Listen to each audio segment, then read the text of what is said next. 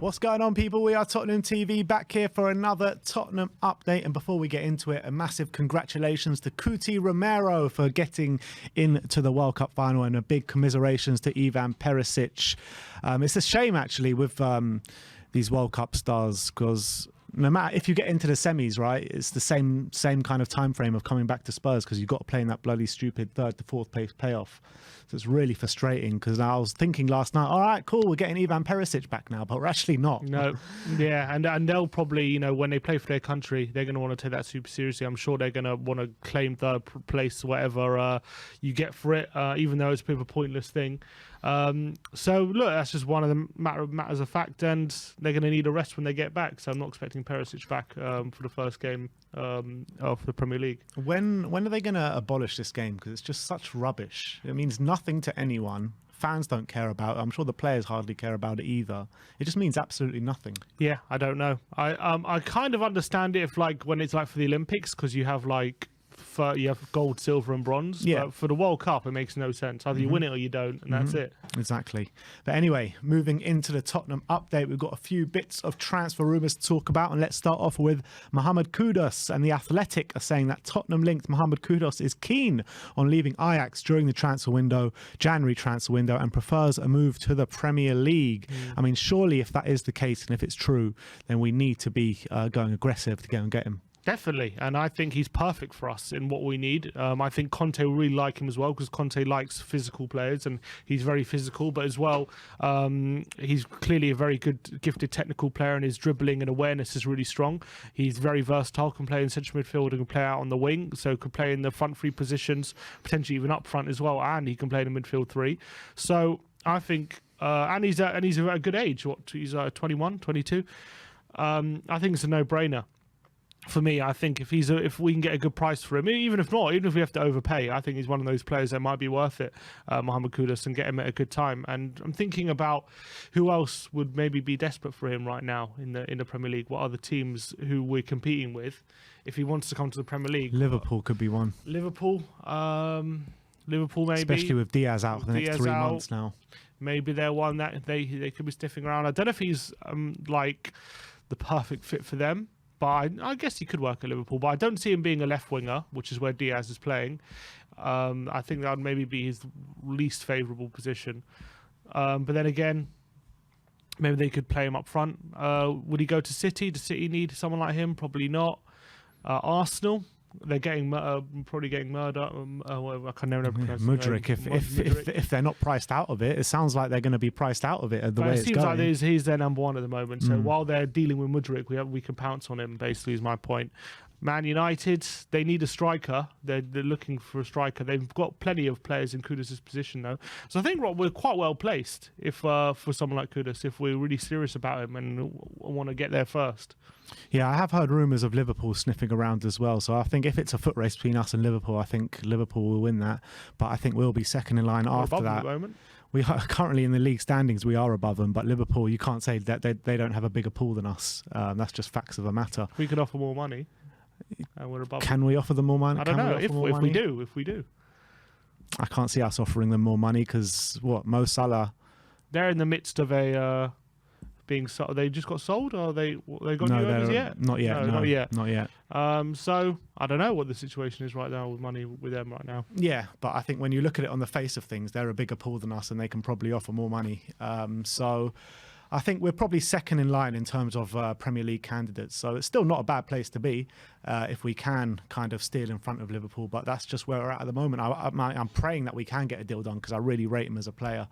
But we've got a few more to get through. Next up is Adrian Rabiot. Calcio Mercato saying that Tottenham are prepared to offer a bumper contract to Rabiot to convince the Frenchman to sign for the club. And this is as well one that I've been banging on about probably since the start of the World Cup. I've been really impressed with him this season for Juventus, and in the World Cup so far. He's been brilliant. So he has had his problems in the past, but if he is over them, which we don't know that for sure, if he is over them, I'd welcome him with open arms. Yeah, I would. But I mean, I like him, and I really wanted him when we first got turned down by him back in 2019. I was like a big advocate of getting him in, and it didn't happen that time. But hasn't really convinced me for Juventus since then that he's really playing at consistently good level until this season. This season he's playing really well, and obviously he's broken into the France team and he's had a brilliant World Cup. I would be hesitant to give him a big deal though, but on a free transfer, we know what his mum's like as well, his agent, in terms of getting top dollar. You're going to have to pay him big wages. You could argue it's worth it for the quality he has. I'll just be very hesitant about it. It kind of he cuts me as a kind of figure who, when he's playing for a big contract, he's going to play his absolute best, and then once he gets a big contract, he might resort to being back to inconsistent, and that's what I'd be wary of. We've seen it with a number of players before. So if it's up to me, I think I'd go probably somewhere else. But but I know Conte likes experienced players, and I think he fits Conte's profile as well in terms of centre midfield, and he could work in our team. So I'm not going to be. I'm not like saying stay clear of him totally, but I'm thinking if we're giving him big money, I'd rather use it on someone else. Yeah, I guarantee you if we do the deal, though, you'll be super excited because the quality that he has is absolutely brilliant. It's just about that attitude that we need to keep in check. And I think Antonio Conte would be great at doing that. So I want to see this deal done, to be honest. I really do, because I just think he's such a good player. But again, we'll just have to see what happens. But the last bit of transfer news we have for you is on Ferran Torres. And Bild out in Germany are saying that Tottenham could challenge Arsenal in their pursuit of Barcelona forward Ferran Torres. I mean, he only just joined Barca, didn't he, last season? Yeah, he's been there now.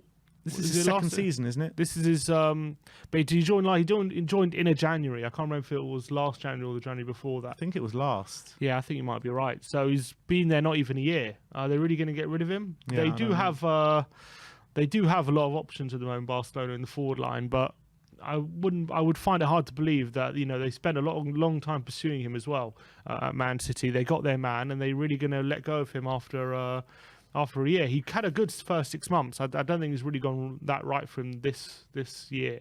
But last year, 18 games, 4 goals. This year, 13 games, 2 goals. It's not the greatest in a Barcelona shirt. Yeah, it's not. He's not had the best year, but he's still young. Yeah, he's still and he's Spanish international as well.